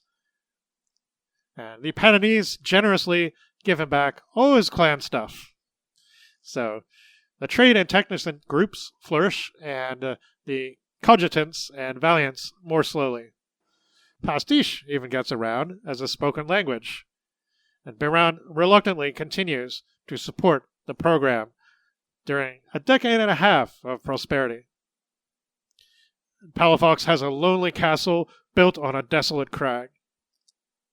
So Baron starts to investigate the concubine methods of the cogitants, and now there's less need for indentured servitude among women, but somehow they keep getting them cloistered in their dormitories. So Palafox himself is involved and protests quickly. And they basically do this thing where it's like, okay, every woman who actually wants to should appear for a contract, and everything else is kidnapping. So Baron starts to worry about Palafox and his vast amount of offspring, many of whom teach at the various institutes. What about the Valiants? Are they loyal? Baron thinks his initial idea of reassimilating the various groups was the right one. So at the newly erected pavilion, obviously the contract business doesn't go very well for Palafox, and he's very upset, and they have a confrontation with Baron, and there's a challenge, and Palafox tries to kill him. And Baron, in self-defense, uses his projector energy against Palafox. And now, basically, they're at basically completely at odds now, as you knew was inevitable. But Palafox seems to have left his home, and only his son's there, and he's an oddly sympathetic one, Finisterl, his old teacher. And Palafox has gone to Breakness, his arm's ruined, and Finisterl, and apparently everyone on Breakness knows that Palafox has entered the emeritus stage, when a Breakness wizard gets old and vain, and even the modifications and repairs can't fix him. And it's time for him to retire. Finisterl said his mad ambition was to outbreed the Paonese with his own sons and descendants. All 15 billion of them. No Paonese, but only Palafoxians. Baron says he will demolish the Cogitant Institute the very next day. Even Finisterre is taken aback. And so first, though, he visits the Marshal of the Valiants, a naked man named Esteban. And I know, that's a random Are You Listening thing, but yeah, that's the way it was presented. Is he just gotten out of a swim or something like that, and he was butt naked the entire time. He says he's going to blow up the Institute, and the Cogitants mostly settle in the capital and become Bohemian intelligentsia. And they mostly speak pastiche now. And Biran goes to disperse the Valiants, and it doesn't go well. The Marshal is very unhappy, and so basically they don't want to break up the central monopolies. So their inclination is to resist, but Biran doesn't want a coup, and he prevents any notion of this by marching straight into the camp with the full band of Mamerons. And Biran seems to trust Finisterre, and the Breakness Man indeed saves his life when the Valiants tried to rally. And there's a battle, and many are killed. And the Neutraloids more than hold their own, which makes me wonder why they weren't used more effectively in the first place. But there you go. They're all eventually killed, though, and of course, Biran almost anticipated this, and he goes back to the capital, and Palafox, not in his dotage yet, but now undoubtedly emeritus. Palafox's men disable Biran and remove his modifications, and Palafox gloats that it is once again he who will save the troubled Pal. The Myrmidons are bent on victory and conquest. Palafox is utterly obsessed with fecundity, and the madness is almost hallucinatory for Biran. But something inside Palafox is broken, and his finger beams won't fire, and his sons decide enough is enough and stop obeying. And Biran wisely speaks to the Cogitants in pastiche, their own real language. And it's almost a battle of the languages now. Breakness, the language of, quote, insulated intelligence, and pastiche, the language of human service. And Palafox is killed mostly by his own seed. And the Valiants have arrived, though, and yeah, the Grand Marshal leads the Myrmidons, and they express their own megalomania, declaring that henceforth the Grand Marshal of the Myrmidons shall be Paranarch of Pau. And suddenly, though, the need of the Cogitants is clear. And there are no interpreters. The Valiants only speak Valiant, and the Technicans only Technican.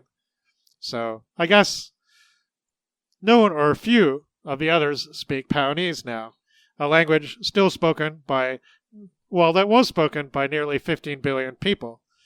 And the Marshal actually agrees rather quickly, so everyone on Pau should learn pastiche. The Marshal decides not to kill Biran so long as he remains obedient. And Biran's exhausted, but feels odd that he has basically achieved a lot of his ambitions today. And obviously there are steps to be taken to unify Pau, though maybe not in the way he had hoped. Finisterre and Biran drink some much-needed wine, and Finisterre is amused by the Valiants, knowing he could kill them at any moment. In 20 years, everyone will speak pastiche, the language of service. And that's pretty much where the book ends.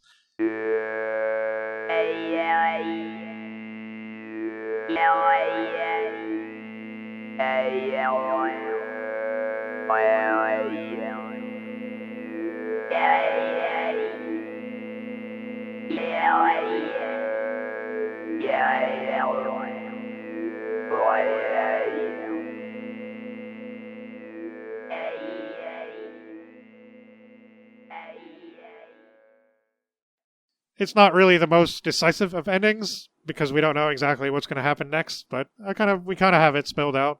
It seems like there's an uneasy peace between the factions, because they realize, yeah, they kind of need each other now.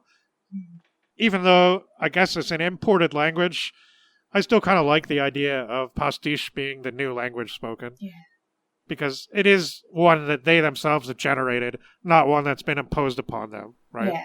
I think that's what's interesting is Vance refers to it as the language of service, but it's also the language of resistance. Because, like, even when they're learning it, and the breakness professors at the Institute are the ones that are discouraging students from speaking this language. So it's like the very existence of this language is already sort of this act of rebellion against the authorities that have colonized POW.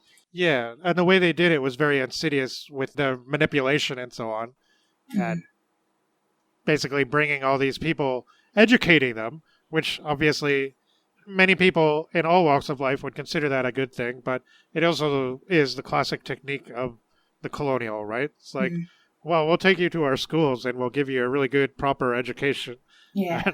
And you'll come back and you'll have all the good knowledge from our place. And you can be reasonable with us, basically. Yeah. I think what's really interesting, because as I had mentioned before, the summary, of course, this novel has a lot to do with the Sapir-Whorf hypothesis, but I think what is really interesting is that the linguistic concepts around colonialism, and thinking particularly about this aspect of it, where it's an interesting reversal where usually when we see this sort of re-education under a colonizer, you know, I think of like with Indigenous Americans or with Indians in an English school system, usually the idea is teaching, re-educating the native speakers to speak this colonizer language and to have this like central language. But here it's this disruption of like a uniform language so that they can like divide and conquer. And it's this unifying language of the pastiche that ends up bringing them back together.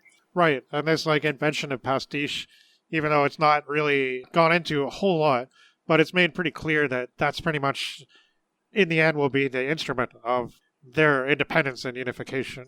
Because it's funny because it's this, I don't know, kind of Creole that's created as a joke almost. But in the end it's like, hey, this is as good a language as any, and we have our rules. We have rules and grammar, and we have all the terms we could ever possibly need, right? And in 20 years, there won't be need for all these separate languages, and like everybody will just speak the one. And I don't know. I guess because, I mean, again, I suppose there'll always be the ancient remnants that speak the original Pawnese. That it seems like over time they will probably be overcome, which might be unfortunate. Hopefully there'll be the study of Pawnese, the School of Pawnese Studies, still to come in the future. But yeah, that angle is definitely worth pursuing. But again, the fun descriptions, I just wanted to read one. Bustamante early on.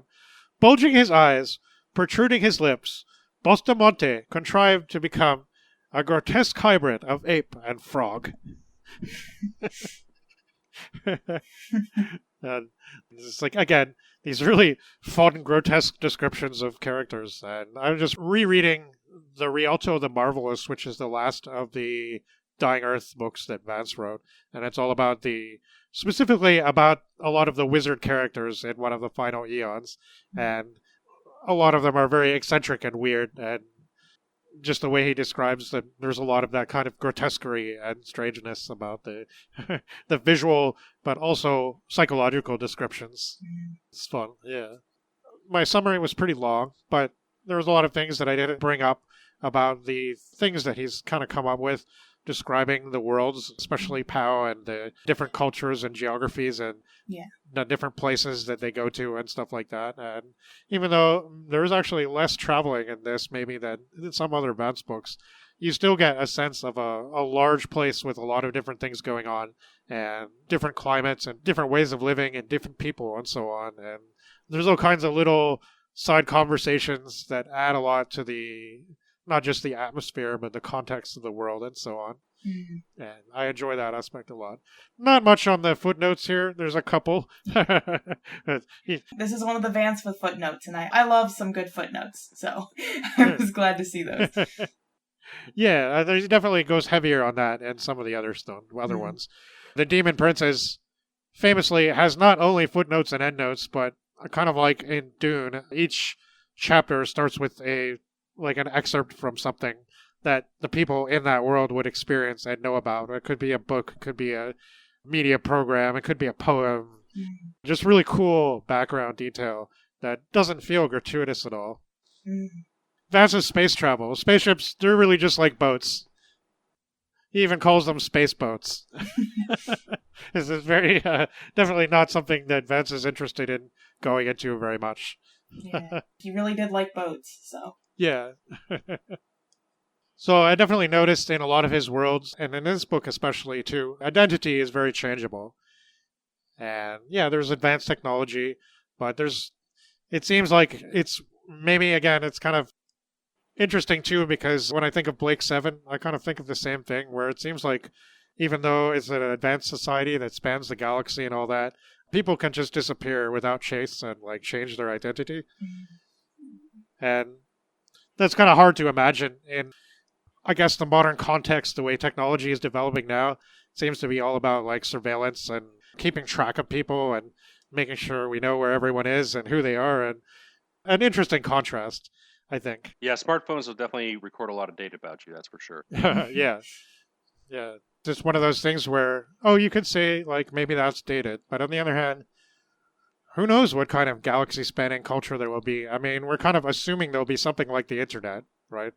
But how do we know that? And there's even all this stuff coming out now about how much the internet is changing and will change over the next few decades.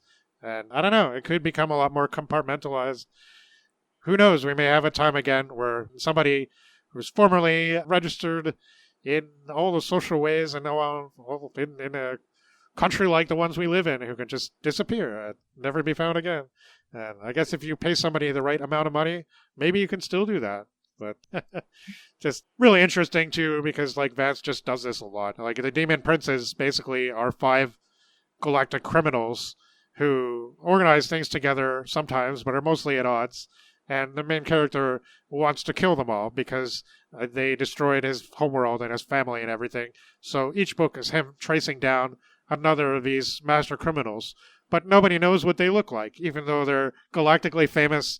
It doesn't seem like there's any like clear indication of who they are. So they're basically detective stories about how the main character has to figure out who these people are and trace them somehow so he can do away with them. And the books start out quite simple, but by the time we get to book 4 or 5, they're quite complex and intricate. It's definitely one of my favorite series of his. But again, we see that a lot. The main character has to mask his identity all the time.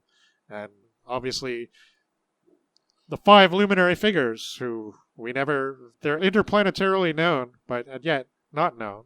Also can't help but think of Blake 7 again and how Servalan comes back during the last season, but apparently nobody's supposed to recognize her. And they're like, okay, we can explain that. She brainwashed the entire population.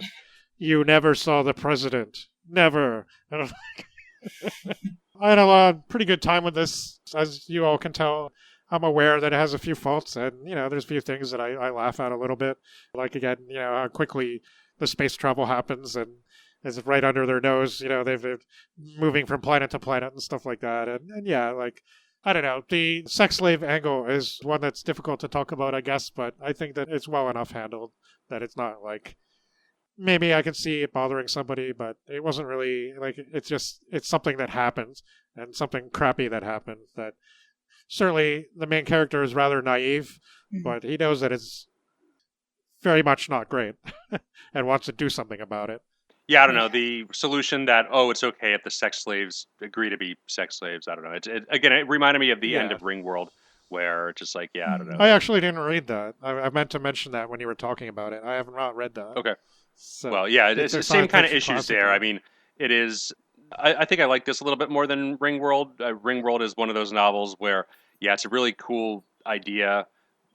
It's like technological utopianism, not like societal utopianism, where he just spends like all this detail like describing like how awesome this mega structure it is. And it is pretty awesome, but I don't know, the plot is a little thin in places. It's like over twice as long as this one, right? So. No, they're probably about the same amount of, it's definitely a little bit longer, but it's not like substantially longer than this, I don't think. Yeah, it's certainly one I've considered reading. I did enjoy a few of his short stories. And I know that one did win the Hugo and such, and it's been on my radar, but... Oh, yeah, it's massively, massively popular. It's probably one of the most popular science fiction novels of all time, still. Right, yeah. Yeah, it has been one that I had been meaning to check out just because of its popularity and hearing about it. Right. Yeah, I mean, there's definitely positive elements of that. I think this one is, again, a little bit more, even if it is flawed. Yeah. I mean, you do have to take into account that it was written in the 1950s.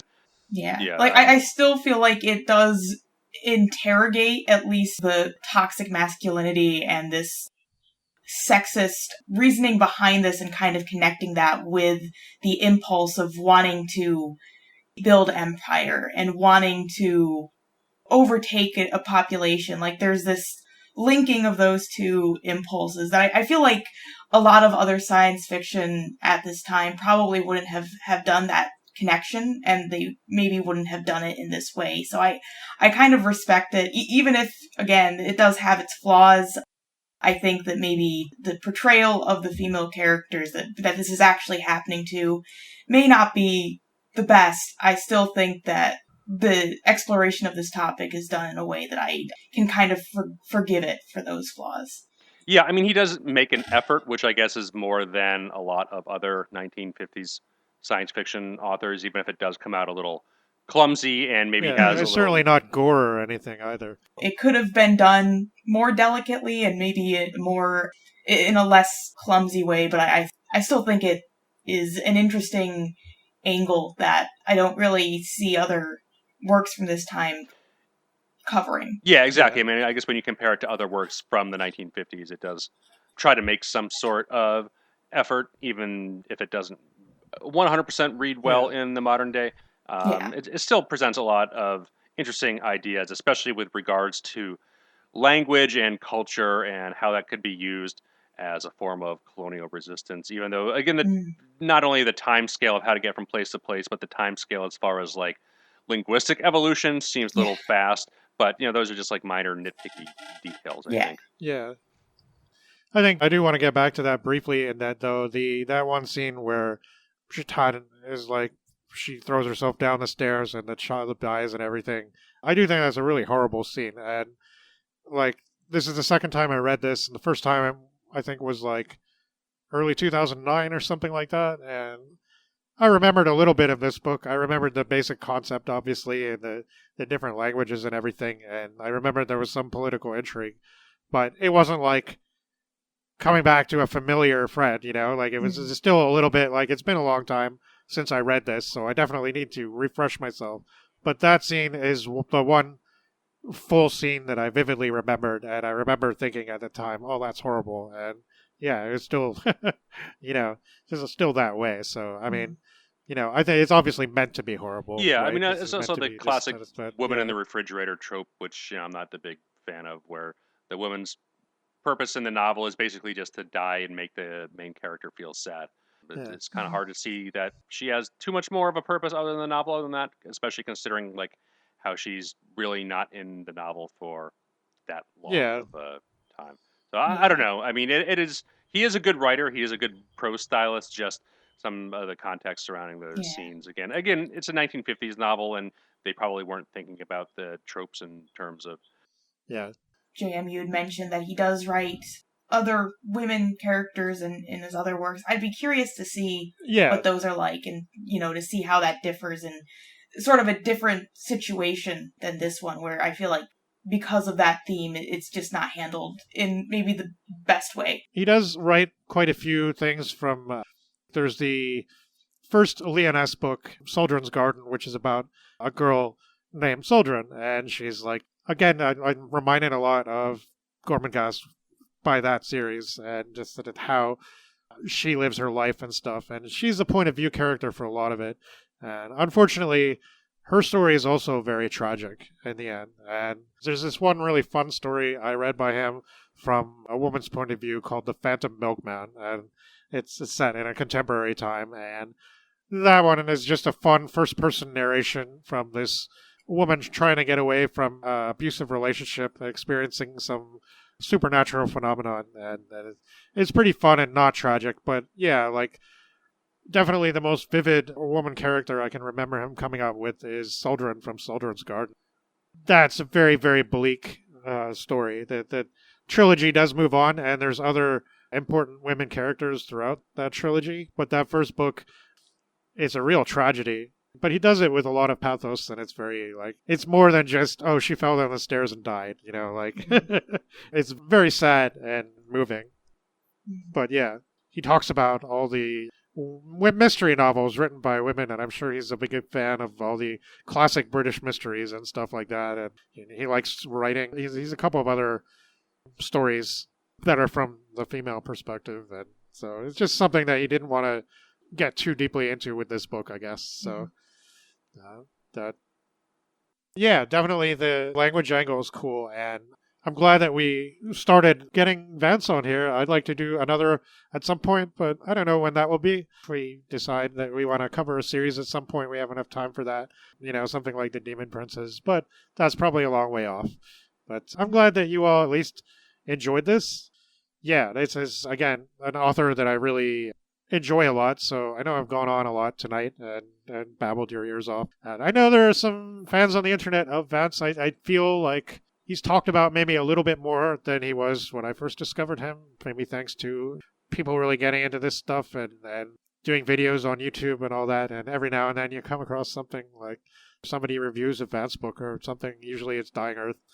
It's like, yeah, cool. I'm glad people are discovering this. And I found a lot of his books in used bookstores. So besides the Vance Integral Edition, which is this, I guess, I'm not sure how they're associated, but I'm not sure if Jack's son was involved in it at some point, but it's this company called Spatterlight Press that has basically reissued all of the complete Vance oeuvre, basically. They have really nice editions. I don't know how many of them are still available. The original ones were like really, really slick hardcovers, and you could buy the whole set for like a vast amount of money. But now I think they do have some paperbacks out, and you can get some audiobooks and stuff like that. So they've kind of become slightly opened up to the less elite collectors over time. And of course, some of his books are in the Gollancz Masterworks series and stuff like that. And I'm sure if you scour used bookstores, you'll still find a lot of Ace books and so on and different things. I know I have a small collection of old Vance paperbacks over here right now. So this stuff is out there. And there's the Dying Earth Omnibus is one of my most treasured ones for sure, because that's like includes all the Dying Earth stories. And nice thick one. But yeah, we're going to discuss Samuel Delany next. Yes.